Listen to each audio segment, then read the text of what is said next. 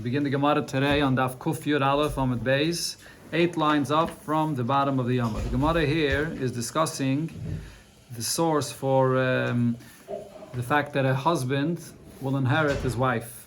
The Gemara before brought a Braisa with a drasha, Barichis, which is basically from the pasuk where it says, and the Gemara explained, Abaye and Rava explain exactly how you learn from that pasuk that a person yarshins his wife. Here the Gemara is going to bring another Braisa that brings that opinion as well, but then the Gemara is going to focus on another opinion that brings another source for this. Talk to Gemara. V'hai Tana, the Tana in this Braisa, Maisila Mahocha. He brings the source for the fact that a husband inherits his wife from this pasuk. The Tanya, we learned in the Braisa. V'yora Shaisa. When the pasuk says V'yora Shaisa, this is going back to the pasuk that I just mentioned. Melamed shahabal yoresh esishtay. That teaches that a husband inherits his wife. Dibri Rabbi Akiva. This is Rabbi Akiva's opinion. So this opinion of Rabbi Akiva is the drasha that I mentioned before, that she'eroi refers to a wife, and then it says v'yorash oisa, which means that a husband yarshins his wife. That's the previous drasha. Rabbi Shmuel says, Ein tzarich. You don't need a source from that word, v'yorash oisa or she'eroi. Rather, we learn it from here. The pasuk says, "V'chol bas yireshes nachla mimatois b'nei Yisrael." A woman that inherits a inheritance, mimatois b'nei Yisrael milechad mimishpachas v'goymer, she would inherit from one of the tribes of Yidden. It says here, the Gemara before pointed out that it says here a plural term, that she inherits both from, she could inherit from her father or from her mother in a case where she has no brothers. So then this woman, she will inherit from her father or her mother. What does the pasuk go on to say over there? That this woman that has no brothers, and because she's inheriting from the shavit, from her father or from her mother, now she should not go and get married to someone from a different shavit, because then the nachla, the inheritance that she yashin from, let's say she comes from shavit Reuven, and now she gets married to someone from shavit Shimon, what's going to happen? That what she inherited will end up transferring over to a different shavit. That's what the pasuk there says. So she should get married to someone from her shavit.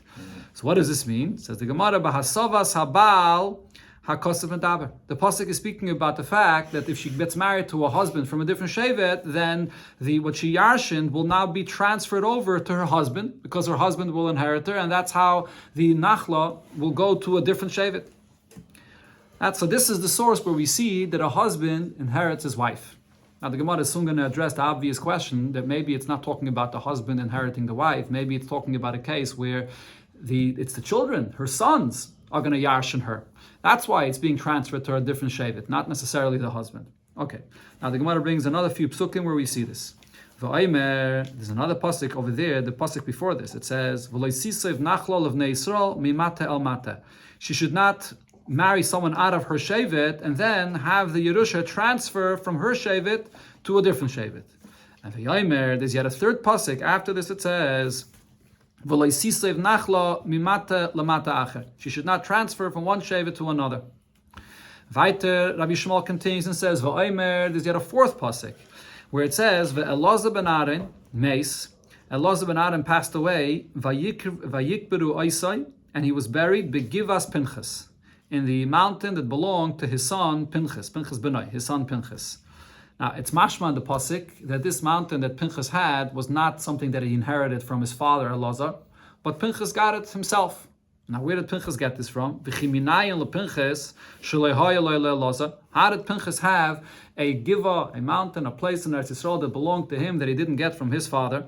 And some Rishonim add that the question over here is not only that he didn't inherit it from his father, but we know B'chlal that the Kainim in Eretz Yisrael don't even have a chelik in the Nachla of Eretz Yisrael. So where did he have this from? Ela melamed shenosa Pinchas isha. Pinchas got married, and and his wife passed away. V'yarsha, and the husband Pinchas inherited his wife. So this is another source that we see that a husband inherits the wife. Another pasuk, a fifth pasuk here, Rabbi Shmuel brings, Segov hoiledis Yair. Segov gave birth to Yair, and vayihi loi, and the he over here, loi goes on Yair. He had esrim v'shalish arim be'eretz Gilad. 23 cities in Eretz Gilad. Rashbam here says that because it first says that Sgov gave birth to Yair, and then it says Vayehi Loi, it's mashma that Vayehi Loi, it does not mean that he inherited this from his father. Vayehi Loi means Yair himself. He had these 23 cities in Eretz Gilad. So again, the question is, how does Yair have these 23 cities that he did not inherit from his father? Melamed, so this teaches us, Shenasa Yair Isha, that Yair got married, Umesa, and his wife passed away, and V'yarsha, and he inherited his wife. That's how he got these 23 cities. Okay, till here is the Braise, Rabbi Shmuel, that brings all these psukim to point out sources where we see that a husband will inherit his wife. Okay, so now the Gemara is going to explain why is he bringing pasuk after pasuk as the source for this. Why isn't one pasuk good enough? So the Gemara, why is he bringing all these psukim as a source for this? So the answer is the question that I said before that you can ask here. Because if you'll argue and say, going back to the first pasuk, that it says that a woman that's yashining from her father or her mother, she should not marry someone from a different shevet, not to transfer over her inheritance to a different shevet. And the Gemara said that means that her husband will yashin her, and that's how it gets transferred over to a different shevet. Now, if you can argue in this and say, what the pasuk is particular about, that you shouldn't get married to someone from another shevet, is not because her husband will inherit her, but it's because her son. It'll be transferred over because of the son that will inherit her. That's the reason. Nothing to do with the husband. So there's no source that a husband inherits the wife. Avo ba lo yoris. So therefore, Toshema, that's what the Braisa says. There's a second pasuk. The Torah repeats it again, so it must be talking about something else. It must be saying that it's not only an issue that the son can transfer over the Yerusha from one shevet to another, but even her husband will transfer over the Yerusha. And the pasuk is repeating it a second time to teach me this concept itself, that a husband yarshins his wife. Now, why does it bring more? Another pasuk, because v'chi teime, if you'll still argue and say that no, maybe it's all still just the son that yarshins the mother, not the husband. Why does the pasuk repeat it a second time? So if you'll argue and say laver olav belav ve'esa, because the pasuk here is coming to say that there's both a lav and an esa on this. In the first pasuk that the Gemara quoted, it said v'chol bas yereshes nachlo. It says as an essa that you should go and marry someone from your shevet.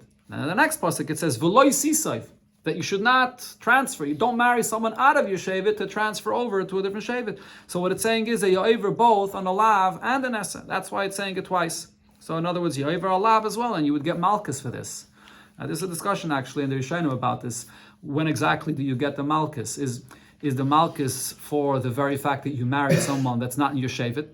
So now you made it possible that the Yerusha would be transferred over to a different shevet, even if it doesn't end up actually happening. Not necessarily will it end up happening.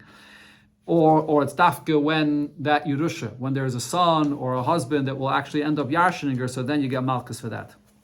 The point over here is that maybe we could say that it's the repetition in the pasuk is a lav and an esa. So therefore, Toshema, the Braisa brought a third pasuk, loisisav nachla mimata lamata acher, that don't marry out to transfer from one shevet to another, and that's so it's a third pasuk. So that's coming to say that not only through a son could it be transferred over, but even a husband yarshins from his wife, and that's how it can get transferred over.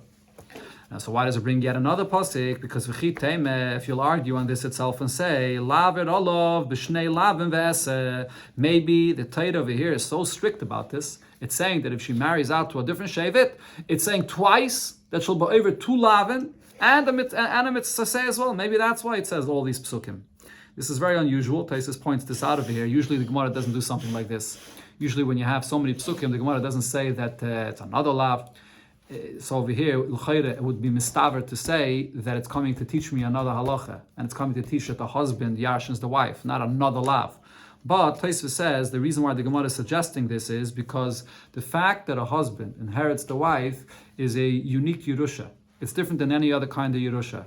Every Yerusha, there's the reason why the person yarshins is because he's a blood relative, whether it's a father, whether it's a mother, whether it's a brother, it's all that type of Yerusha, of a blood relative. By a husband and a wife, over there, it's a different type of Yerusha, that the husband yarshins the wife. It's not a blood relative, and yet the Gemara here is saying that there's an inyan of Yerusha. So because it's such a big chiddush, the Gemara is pushing and saying maybe we don't have to be mechadish this type of Yerusha that we don't find by any other concept of Yerusha, and maybe it's just another lav that you're over here. So therefore Tashema. So therefore the Brayser brought another pasuk, and it says Ve'loza ben Adam meis v'gaimer, and there we see that Pinchas owned property, a giva, that his father Elazar didn't own. And where did he get it from? He got it from his wife that passed away. But the Gemara doesn't stop at that pasuk either, because if you'll argue and say, where did Elazar get this from? Sorry, where did Pinchas, that is, get this from? He didn't get it from his wife. Rather, what happened was Elazar, who the Nasav Itza, it's Elazar that got married, and so that this was really Pinchas's mother, Umeisa, and she died, and the Yarsa Pinchas, and Pinchas Yashin there. And Adarab, maybe we should say it's not the husband that Yarshins. When a wife passes away, the Yerusha doesn't go to the husband, the Yerusha goes to the son. And that's what happened over here. Elazar's wife passed away, and who Yarshin? Pinchas Yarshin this. Maybe that's what happened there.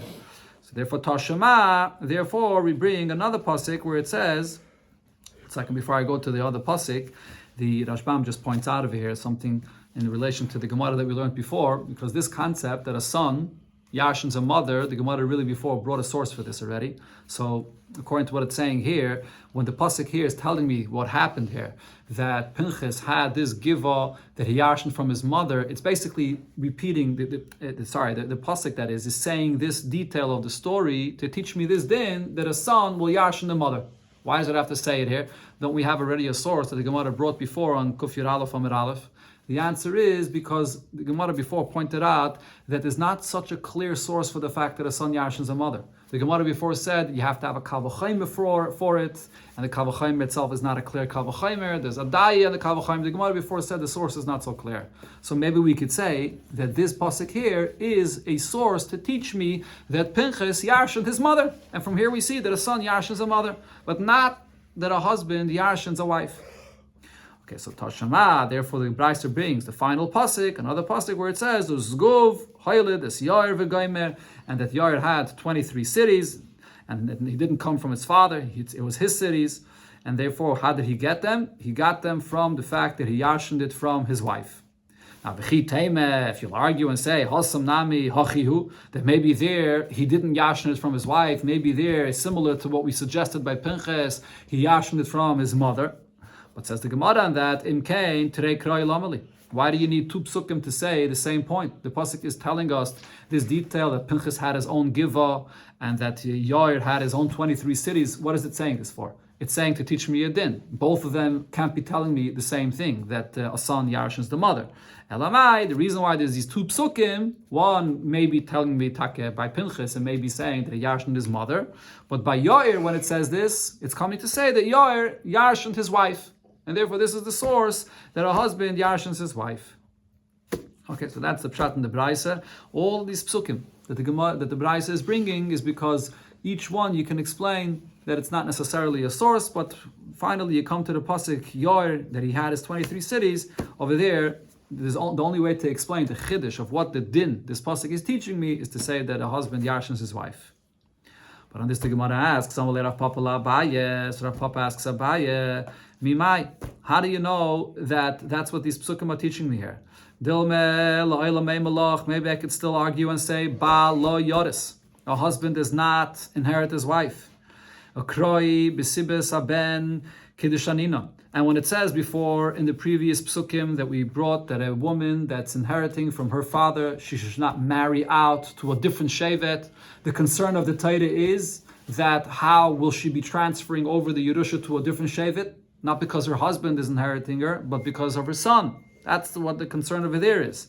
And we brought the psukim over here that we saw by Yair and by Pinchas, that they had their own property that did not come from their father.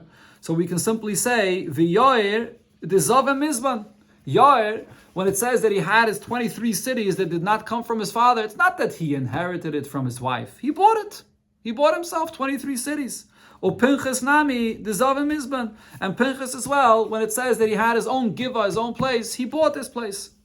So the Rashbam explains what the Gemara in essence means to be asking is, the premise of the drasha that the Braisa was saying is that when it says in the Psukim and Nach these details about Pinchas and about Yair, that they own this place, that it's probably saying these details because it wants to teach me a certain halacha. It's not Stam telling me these details. So if it's coming to teach me a certain halacha, the Gemara says, which halacha is it coming to teach? It's coming to teach me the halacha. By Pinchas you could say it's coming to teach that a son yarshins the mother, and by Yair it's coming to teach that a husband yarshins the wife. But now the Gemara is arguing and saying, how do you know that these psukim, when it describes what Pinchas had and what Yair had, it's coming to teach me a halacha? Maybe it's not coming to teach me any halacha at all. Maybe it's just coming to say a story. That it wants to tell you how rich Pinchas was, that Pinchas had his own mountain dedicated to be able to bury his father. And Yair was so rich, he had 23 cities. Maybe it's time, like you find many times in Nach, it talks about, tells you a story about a person and about how rich he was. Who says, B'chlal, you have to learn any halacha from here? So how could this be a source for the fact that a husband yarshins a wife? Amalei, so the Gemara answers, Abaya answered Rav Papa, by Pinchas you can't say that. Pinchas, the Zova Mizben Leimotza Samris. You can't say by Pinchas that it's not teaching me any halacha and it's just telling me how rich he was and he bought himself a giva, a mountain. Why not? Because the Im Kain, if that's going to be the case, so then what does it say here? That he buried his father Elazar ben Aaron HaKohen over there, and then Nimtzis Sode Chizeres B'Yovel. So this is a property that Pinchas bought from someone, and Yovel, when Yovel comes, this property goes back to the original owner. So now that means v'nimtza tzadik kavor b'kever she'ena shalai. So now Elazar ben Aaron HaKohen is buried in a kever that when he was buried there, it belonged to his son Pinchas that buried him there. But then when Yovel comes, it goes back to the original owner, and he's going to be buried in a burial spot that doesn't even belong to him. It's not covered for a tzaddik to be buried there. So therefore, we can't say that the pasuk is coming to say over here that he bought this property. Stam to say how that he was rich and he bought this property. Elamai, it's coming to teach me a halacha. Which halacha is it coming to teach me? That a husband yarshins from a wife. The Mefarshim here bring actually that it says in the Yerushalmi that you're not allowed to be buried in a cave of Shein Shalei. Not only again that when you bought a property that you know it's going to go back in Yovel, then you're not allowed to bury a person there. Because since this property is going back to the original owner in Yovel, you can use it for those years, for the 49 years until Yovel, you can use it, you can plant there, but to go ahead and bury someone there, and then when Yovel comes, the property goes back to the original owner, and he finds that the property turned into a Beis HaKvaris. You're not allowed to do that, B'chlal. But in our Gemara, it's saying even if he was allowed to bury him there, let's say he asked permission from the owner that he wants to bury Elazar ben Aaron HaKohen over there, but it's still not covered for the tzaddik that later the property goes back to the original owner and he's buried in a cave that doesn't belong to him. So Elo, so Rav Papa says, I have a different question over here on this drasha from the Braisa. Maybe I could say, in the case of Pinchas, how did he have this giva? How did he have this mountain? That he buried his father, Elazar ben Aaron HaKohen there. Maybe it's not because he inherited it from his wife. Maybe I could say the nafla leim is zdei charamim. He's a kohen, and there's a halacha of zdei cherem. Zdei cherem is one of the ways how a person can be makdish something to hektish, and he says that this property should be a zdei cherem in the end of Parshas B'chukaisai. And when you makdish a zdei cherem, who gets that zdei cherem? The kohenim get it. So maybe Pinchas was a kohen, and Yidden were makdish a zdei cherem, and that's how he got this giva. Or the Rashbam says another pshat by Yazdei Achuzah. Whenever you're makdish a property of inheritance to hektish, and the owner never redeemed it, someone else redeemed it, when Yovel comes, that property goes not back to the original owner, it goes to the Kohanim. Maybe that's how he got it, from hektish. Nothing to do with Yashnik from his mother. So what's the raya from these psukim over here that Pinchas Yashin from his mother, or from his wife, that is, from his wife, that the husband Yashins from a wife? Okay, so it comes out that Rav Papa asked this question, and there's no answer to this question, and there's no raya from these psukim. Wasn't Pinchas' wife one of the daughters of Yisrael? No, that was his mother. We had before from his mother that he came from Yisrael or from Yosef, and even if true. Okay, now there's the continuation of the Gemara. According to the Rashbam, is a new inyan, going back to something that we learned before. It's not a continuation of this discussion. There's only one having your Mushit. Yeah. Is it connected in any way to the B'nai Salafchad? that's how they were. Over there, we're talking about daughters yashining a father. That a daughter yashins a father. Here, the discussion is benegay to a husband yashining a wife. Yeah. Okay, so as I said, according to the Rashbam, this next piece of Gemara is a new inyan, and it goes back to what was mentioned before, that in a case where you have a woman that has no brothers, and she could be yashining from her father or from her mother, so she shouldn't marry into a different Shevet. Why? Because then she's going to cause the inheritance of one Shevet, let's say from Shevet Reuven, to be transferred over to Shevet Shimon. So she should only marry someone from her own Shevet. Those were the psukim that were quoted before. So on this, Amar Abaye says, Sof. At the end of the day, even if you say that she should marry someone from her own Shevet, it still doesn't resolve the problem here of not bringing a nachla, transferring it from one Shevet to another. Why? Hakamis akra nachla mishifta de ima lishifta de abba. It could be that she's taking and transferring an inheritance that she got from her mother, because in this pasuk it says, the Gemara already pointed this out before, it says v'chol bas yereshes nachla mimatois bnei Yisrael. This woman could be yashining both from her father and from her mother. So if she's yashining from her mother, so then she now is marrying someone which is the same Shevet as her father, but now she's transferring over that Yerusha from her mother's Shevet to her father's Shevet. So that itself could be a problem. In other words, let me just explain better what the Gemara is saying here. If this woman, her father is from Shevet Reuven, her mother is from Shevet Shimon, so she could be yashining either from Shevet Reuven or from Shevet Shimon, either from her father or from her mother. Now, if she goes and gets married to someone that's like the Shevet of her father, that's seemingly what it says in the pasuk. The pasuk there says that she should marry someone like the Shevet of her father, as the Gemara is soon going to discuss.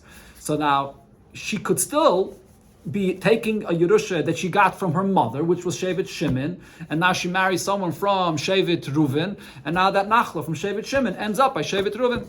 If she yashin from her father, which was from Shevet Reuven, and she marries someone from Shevet Reuven, very good. So she's keeping the nachla within Shevet Reuven. But since she could also be marrying, she can also be yashining from Shevet Shimon, and now she marries someone from Shevet Reuven, so she'll be transferring the nachla from Shevet Shimon to Shevet Reuven.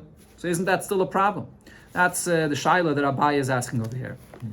Okay, so now really, as we'll see in the continuation of the Gemara, Abaye has a suffix about this. Abaye really is wondering whether we say that the Torah is concerned about this, that she could be taking the nachla from the shevet of her mother and bringing it over to a different shevet. Or maybe not. Maybe the Torah is only concerned about the shevet of her father.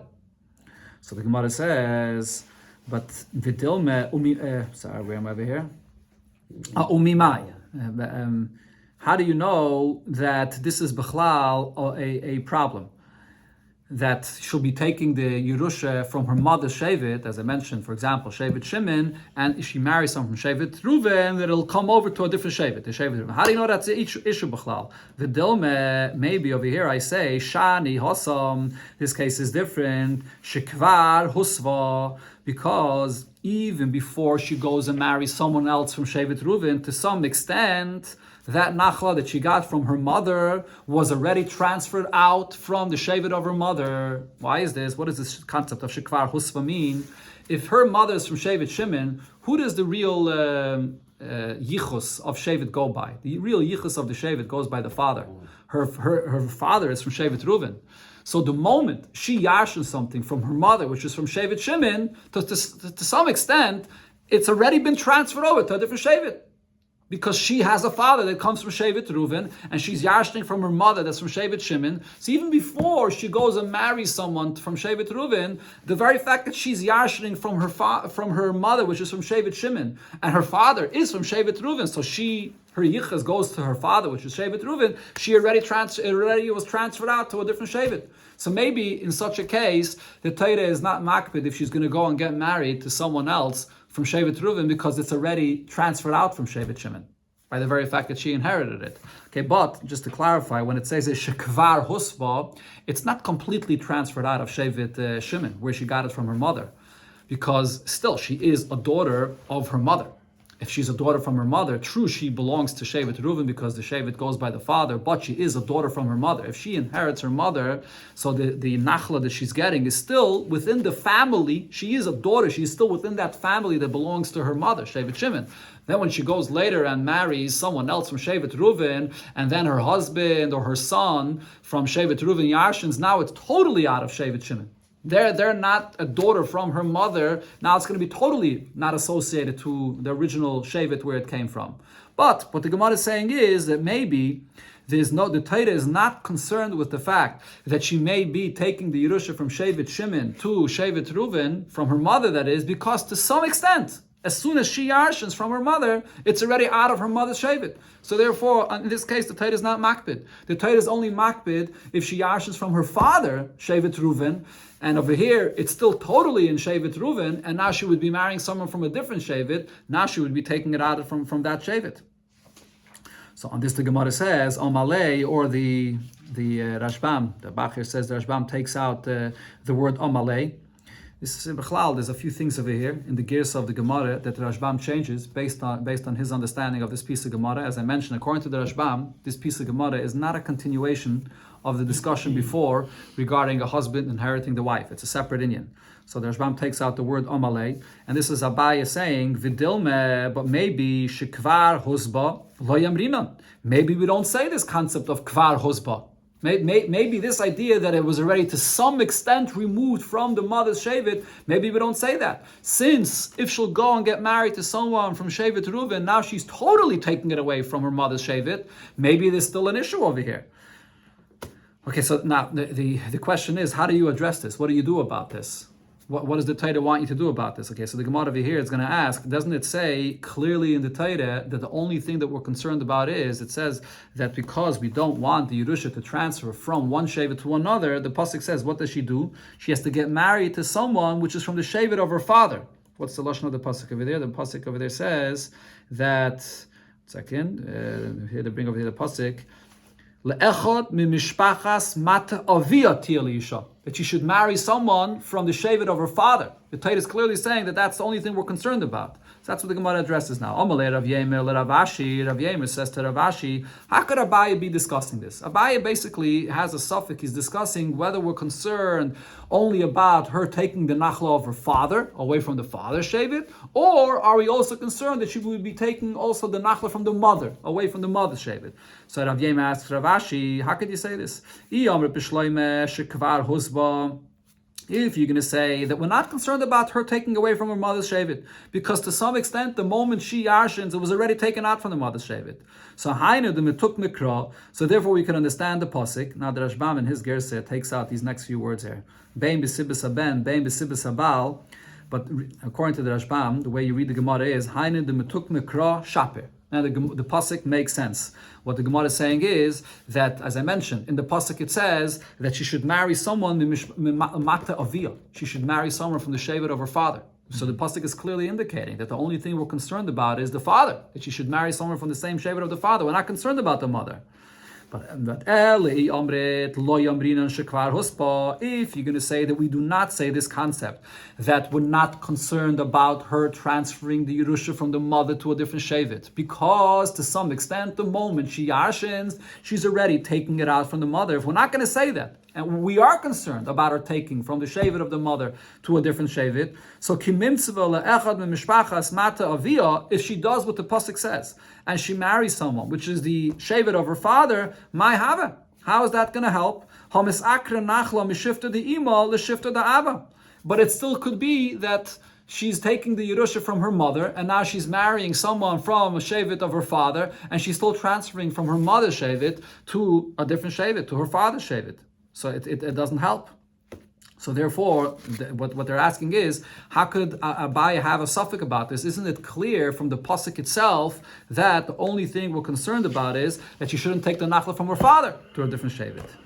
So the Gemara explains, no, the reason why Abaya had a suffix is because maybe we could say that really what the pasuk is saying is the mansevina legavre da avui mishiftu da avua ve'ima mishiftu da ime. Maybe what the pasuk is really demanding is that in order for her not to take the nachla out of the shevet from where she yarshened it, she has to marry someone which is not only the same as her father's shevet, but she also has to marry someone which is the same like her mother's shevet. Meaning, if she has a father from Reuven and a mother from Shimon, she's going to have to marry someone which is also a father from Reuven and a mother from Shimon. So only then, if that family Yarshins, will they be just like the family that she came from, that they're related both to Reuven and Shimon? Maybe that's what the pasuk is saying. The Gemara is soon going to address how do we work that into the pasuk. The pasuk clearly says only mishpachas mata avia, that she only has to marry someone from the shevet of the father, not someone that also has the shevet of the mother. The Gemara is going to address it. Oh, right here, let's see. So the Gemara, ihachi, but if that's the case, if you're telling me that the pasuk really wants her to marry someone that has both the shevet of the father and the shevet of the mother, but that's not what it says. It should say in the pasuk that she has to marry someone that is the same as the shevet of her father and her mother. That's not what it says. It says in the pasuk just the same like the shevet of the father. So the Gemara says, no, the reason why it doesn't say that in the pasuk is because iksiv hachi. If it would have said that in the pasuk, then hava mine afile ipche. I would think that you can marry someone that also comes from the shevet of the father, like your father and mother, but maybe even in the opposite. Meaning, if her father is from Reuven and her mother is from Shimon, maybe she could marry someone that it's the opposite. His father is from Shimon and the mother is from Reuven. As long as the father and the mother come from the same two shvatim like her father and mother, even if it's the other way around. The split is the same. What? Yeah, right. The split. Seemingly, the split is the same. I would think that even if it's the opposite, it could be true.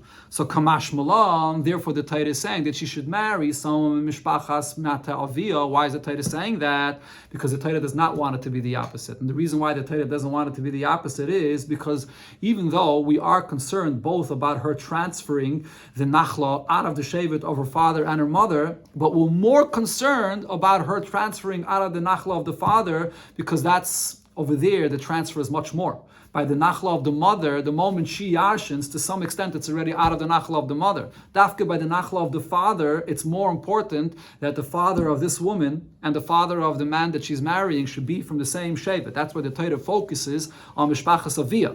But the emes is, you could still say in the pasuk that she has to dafka marry someone that both the father and the mother come from the same two shvatim exactly like her. So therefore, Abaye had a suffix about this. This is the reason why Abaye is asking. This goes back to the Gemara before here, according to the Rashbam's Pshat.